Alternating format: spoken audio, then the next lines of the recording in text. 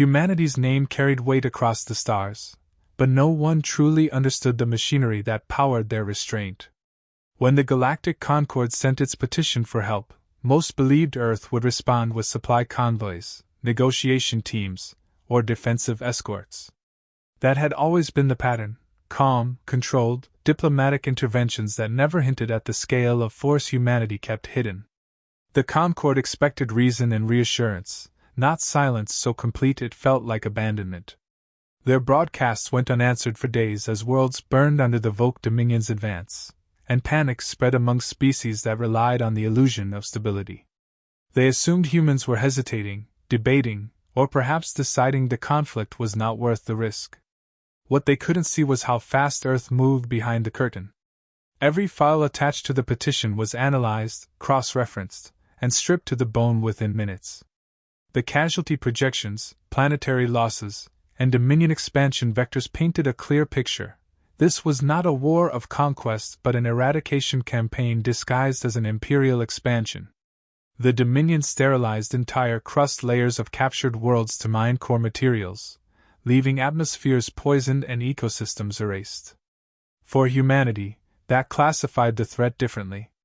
It wasn't a geopolitical conflict, it was a species-level extinction pattern. And humanity did not negotiate with extinction. High Command gathered across Neuralink strategic chambers, reviewing archived encounters from the era when the Dominion first tested humanity's borders. Records recovered from early human explorers showed evidence of vivisection, psychological harvesting, and industrial-scale experimentation. The Dominion hadn't merely attacked pioneers, they had attempted to study human resilience by dismantling them alive. The decision that followed was not emotional. It was procedural.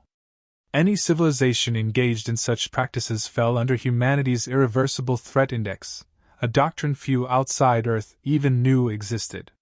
Once invoked, the response bypassed all diplomatic channels and escalated directly to strategic annihilation measures. The Concord interpreted Earth's silence as indecision, but the truth was far more unsettling. In covert orbital shipyards built beyond standard navigation paths, ancient and upgraded Titan-class hulls stirred. These were not the vessels humanity displayed during routine military cooperation. These were the classified dreadnoughts engineered only for events where the survival of entire regions depended on decisive termination of hostile powers. Long dormant engines roared awake, flooding hangars with white plasma arcs. Armor plates thicker than most planetary defense towers locked into place. Thousands of automated subsystems synchronized across a fleet designed not for deterrence but for finality. News of the Dominion's continued advance reached Earth's intelligence channels. More cities consumed, more populations enslaved, more sectors collapsing. Nothing altered the trajectory humanity had already chosen. Silent calculus required no broadcast. It functioned through absolute commitment, strike only when the blow would reshape the entire battle space and leave no room for resurgence. By the time the Concord's endless broadcast pleas for an estimated arrival time, the heaven-burned fleet had already completed launch protocols and vanished into translight corridors. Across the galaxy, Concord officials argued about fallback options, unaware that events had moved far beyond their influence. Without updated reports, they imagined humanity was still deciding whether to help. In truth, the fleet was already accelerating toward the Dominion line, hidden from observational networks by layers of distortion fields. Space itself twisted behind the dreadnoughts like heated water, causing long-range sensors to display false anomalies. A few scientific outposts detected the distortions and filed them as natural cosmic turbulence. Concord leaders met in emergency councils, preparing evacuation strategies and diplomatic gambits, their morale eroding as each relayed petition vanished unanswered. They believed they had misjudged humankind's willingness to intervene. They didn't know that humans were already on the move, executing a doctrine designed to avoid half measures entirely. What no one in the Concord understood was simple: when humanity committed to action, the response was never partial. They did not arrive to stabilize borders. They did not arrive to negotiate pauses in violence. When confronted with empires that exterminated without remorse, humanity chose an answer crafted across centuries of conflict, hardened in silence, and unleashed only when the stakes reached cosmic scale. And at that moment, the decision had already been sealed. The Dreadnoughts were coming. Humanity's silence rippled through every political chamber in the Concord, but on Earth it carried a different meaning entirely. Strategic quiet was not hesitation. It was preparation. While alien diplomats worried, human command networks were mapping every inch of the Dominion's war machine. Their analysts didn't look at troop movements alone. They studied industrial capacity, supply corridors, fleet regeneration rates, technological thresholds, psychological warfare patterns, and the Dominion's historical treatment of conquered populations. Everything pointed to a civilization that escalated relentlessly until nothing remained except regions they could strip for resources. Diplomacy would have been an insult to those already erased. Deep within Earth's military servers, predictive combat models ran thousands of simultaneous simulations. In every one, defensive support or piecemeal intervention failed catastrophically. The Dominion operated on numbers, speed, and cruelty calibrated to suppress resistance before alliances could mobilize. Anything short of overwhelming force would only prolong the suffering of already collapsing systems. The conclusion was unanimous across human computation arrays. The only successful outcome required absolute strategic dominance from the first strike onward.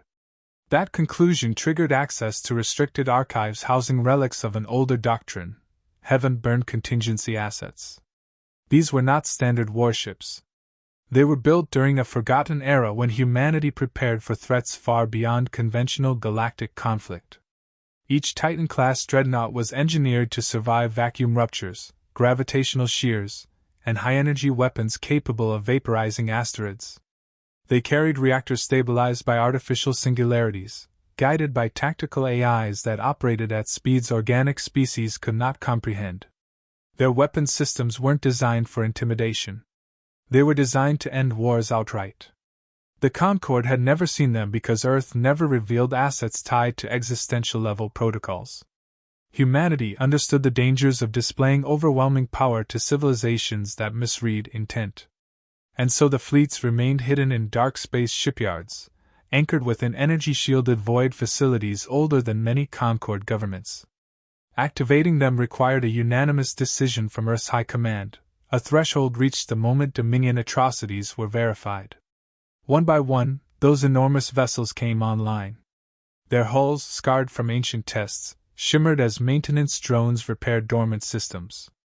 Artificial gravity wells pulsed beneath their armor layers, stabilizing reactors that could power small moons.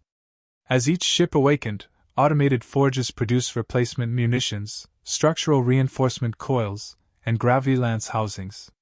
Support cruisers, escorts, and carrier platforms linked into formation grids, creating a battle network of terrifying precision. Humanity launched the fleet without transmitting a single declaration. No warnings. No ultimatums. Silent calculus dictated that communication offered enemies time to adapt, reorganize, or flee to hidden sectors where atrocities would continue unchallenged. The Dominion thrived on exploiting hesitation. Humanity refused to give them even seconds of advantage. Travel through translight corridors distorted the fabric of space behind the Armada. Observatories tracked strange gravitational shimmers moving faster than predicted models allowed, but none identified them as ships. The Dominion misread the anomalies as natural disturbances and continued tightening their hold over captured territories. They expanded deeper into regions that believed aid was coming, unaware they were accelerating toward their own collapse. Inside Concord administration networks, growing desperation painted humanity as unresponsive. Politicians debated whether Earth had abandoned them or chosen neutrality. Analysts speculated that humans had become isolationists. None of them knew the truth. Earth's fleets were already positioned to rewrite the course of the entire conflict. The Dreadnoughts emerged from translight transit near the edge of contested space, their sheer mass distorting local starfields. Every vessel aligned across a formation optimized for rapid incursion. Tactical AIs calculated firing solutions before enemy sensors could detect their arrival. Human captains reviewed the data, approved the parameters, and prepared for the opening move that would sever the Dominion's advance in a single decisive blow. The galaxy interpreted humanity's quiet as doubt. They would soon learn that silence had been the final warning. The first sign that something had changed came as a distortion across every long-range sensor in the contested sectors. Observatories thought it was a gravitational fault, Concord commanders assumed it was another Dominion weapon test, and civilian networks dismissed the flicker as data corruption. None of them had context for what it meant. The fabric of space trembled because the heaven-burned fleet was arriving, and the sheer mass of its dreadnoughts warped the void before their silhouettes even appeared. When the first hull breached real space, starfields bent around it, and entire Dominion listening posts went blind for several seconds. Then the rest of the armada followed. Dreadnought after dreadnought emerged in tight formation, each one larger than any ship the Concorde had catalogued. Their armor refracted starlight into sharp, cold glimmers that made them look like celestial monoliths drifting with purpose. Automated Dominion scouts scrambled to identify the intruders, but their systems began failing as the dreadnought's drive signatures overwhelmed spectrum channels not designed to handle such intensity. One scout attempted to transmit a threat classification, only to be vaporized by a silent kinetic burst that arrived faster than its warning could propagate. Across Concorde command centers, officers stared in disbelief as telemetry updated. Unknown fleet. Human technology confirmed. Scale, beyond expectation. Power output, immeasurable. The initial assumption, that Earth might send cruisers or intervention detachments, collapsed instantly. This was not a peacekeeping force. This was something built to end civilizations. The Dominion reacted with confidence at first. Their vanguard fleets formed intercept lines, deploying battle formations perfected through centuries of conquest. They believed overwhelming numbers would smother any foreign intrusion. They underestimated humanity's doctrine. The dreadnoughts advanced without deviation, their formation a single, moving plane of destruction. They did not scatter or maneuver defensively.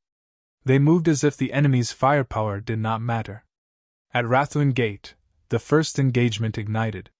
Dominion warships hurled energy volleys dense enough to incinerate standard capital vessels. The dreadnoughts absorbed them with layered gravity sheaths that converted impact into harmless dispersion fields. Not a single human hull dimmed. Then humanity fired. The opening strike was a synchronized chain of gravity shear lances, each one calibrated to rip apart mass at the molecular foundation. The Dominion's forward fleet vanished in a cascade of collapsing space, their ships folding inward as if crushed by invisible fists. No explosion, no debris fields, just abrupt erasure. Communications lagged by seconds, but even delayed, the shock was catastrophic. Dominion commanders were used to losing battles, but not entire flotillas in a single salvo without leaving a trace. The dreadnoughts continued toward the gate, their flight paths unwavering. Concorde observers watched from protected outposts, trying to understand the scale of what they were witnessing. Some believed humanity had unveiled a forgotten superweapon. Others wondered whether these ships were even fully human-made or built with remnants of precursor technology. Regardless of origin, their purpose was unmistakable. The Dominion attempted a second defense line, this one reinforced by command carriers and cruiser swarms. They launched dense suppressive barrages meant to overload shields and force the dreadnoughts into evasive maneuvers. Humanity did not evade. Weapon nodes rotated with chilling precision and unleashed micro-singularity bursts that tore entire cruiser wings apart in seconds. The battlefield shifted from combat to collapse. When fragments of the Dominion's command carrier finally transmitted a distress call, it traveled across every open channel. Concorde receivers captured the message, garbled, fragmented, incoherent, but one phrase repeated clearly. They burn the heavens. Dominion morale faltered across multiple fronts. Fleets rerouted, commanders panicked, and broadcasts urging immediate withdrawal flooded their networks. They realized too late that the humans had not come to negotiate territorial boundaries or enforce ceasefires. They had arrived with a singular objective: end the Dominion's expansion with such finality that no remnant could reignite it. As the last Dominion vessels at Rathlin Gate disintegrated into collapsing gravity pockets, every civilization watching understood that the galaxy had just shifted. Humanity had answered the Concorde's call, but their answer was nothing like what anyone expected. They came not as diplomats or mediators, but as the fire that rewrites the fate of empires. The Dominion's high command had never encountered an enemy capable of shattering their fleets before they could execute even basic countermeasures. Their entire doctrine relied on overwhelming presence, rapid escalation, and psychological domination. Humanity dismantled all three pillars in a single campaign sweep. As Dreadnought signatures multiplied across warfront maps, Dominion strategists scrambled to piece together a response, but every simulation they ran collapsed within seconds. Their forces weren't just outmatched, they were obsolete. The Dominion attempted to slow humanity's advance by deploying scorched space traps across the Vogue Prime Corridor, a nebula where radiation storms destabilized sensors and crippled most fleets. They believed it would neutralize human advantages. Yet the Dreadnoughts entered the nebula without hesitation. Their shielding arrays adapted instantly, bending radiation patterns away in smooth arcs like water parting around stone. Dominion ships hiding inside the storm believed they were concealed, only to watch the nebula itself illuminate as human targeting systems painted them with invisible lattice grids. The first clash inside the corridor was devastatingly one-sided. Human dreadnoughts released Seraph interceptors, autonomous micro-war machines designed for surgical elimination of priority threats. They moved faster than the Dominion could track, carving through command vessels with precision algorithms that targeted structural and cognitive centers simultaneously. Entire command hierarchies collapsed in minutes as ships lost coordination and drifted helplessly into the nebula's destabilizing currents. Dominion admirals redirected their reserves, gathering what remained of their elite fleets for a final stand.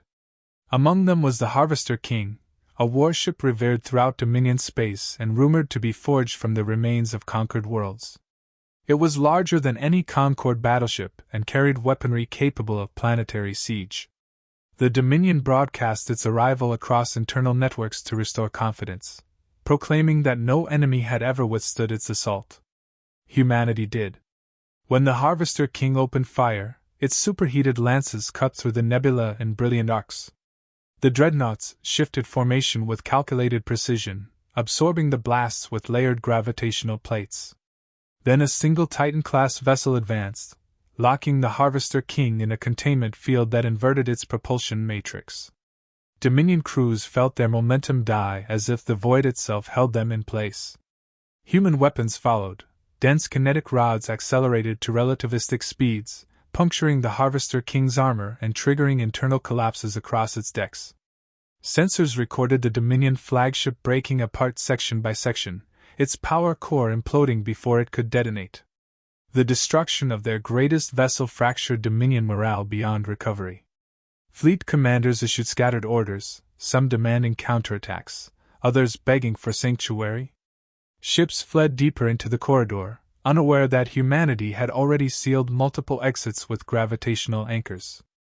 Those that attempted to regroup were met with saturation barrages calibrated to disable engines and neutralize command nodes. Those that resisted were erased without pause. Human forces pressed forward, targeting infrastructural hubs that fed the Dominion war machine. Slave processing stations, force breeding complexes, and industrial harvest worlds were systematically neutralized. Humanity deployed specialized ground teams to extract survivors, stabilizing systems long believed beyond rescue. Every liberated world broadcast disbelief as dreadnought shadows darkened their horizons, not as conquerors, but as executioners of the regime that had oppressed them.